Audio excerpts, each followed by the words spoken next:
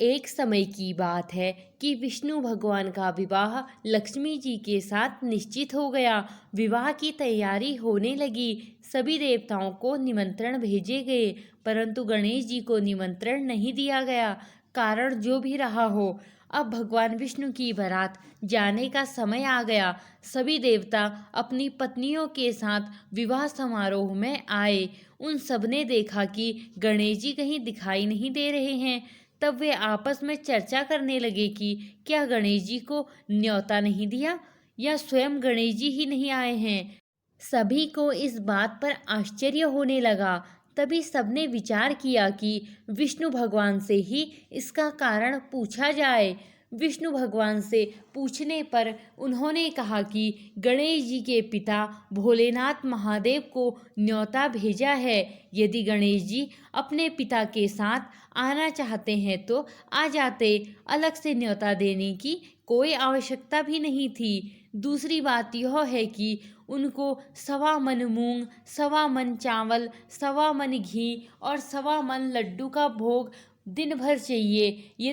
यदि गणेश जी नहीं आए तो कोई बात नहीं, दूसरे के घर जाकर इतना सारा खाना पीना अच्छा भी नहीं लगता है।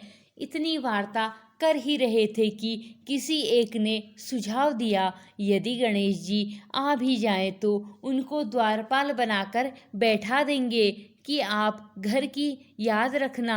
आप तो चूहे पर बैठकर धीरे धीरे चलोगे तो बारात में बहुत पीछे रह जाओगे।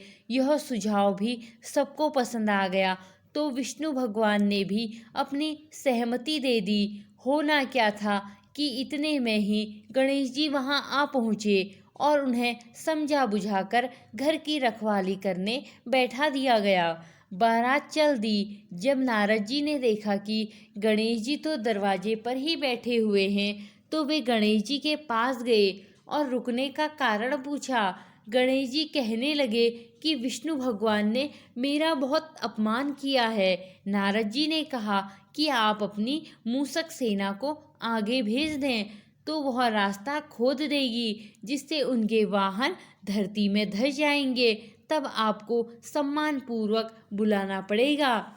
अब तो गणेश जी ने अपनी मूसक सेना जल्दी से आगे भेज दी और सेना ने जमीन पोल कर दी। जब बारात वहां से निकली तो रथों के पहिए धरती में धंस गए।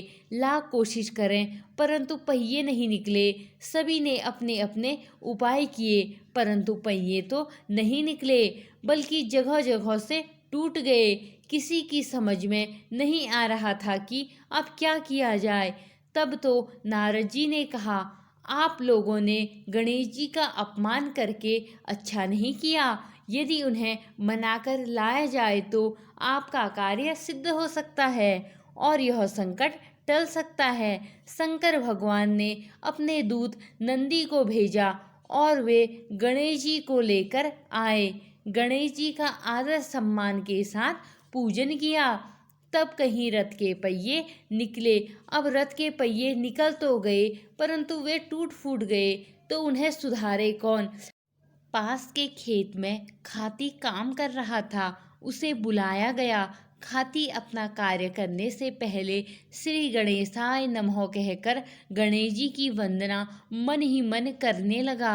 देखते ही देखते खाती ने सभी पहिए को ठीक कर दिया। खाती कहने लगा कि हे देवताओं, आपने सर्वप्रथम गणेश जी को नहीं मनाया होगा और न ही उनकी पूजा की होगी, इसलिए तो आपके साथ यह संकट आया है।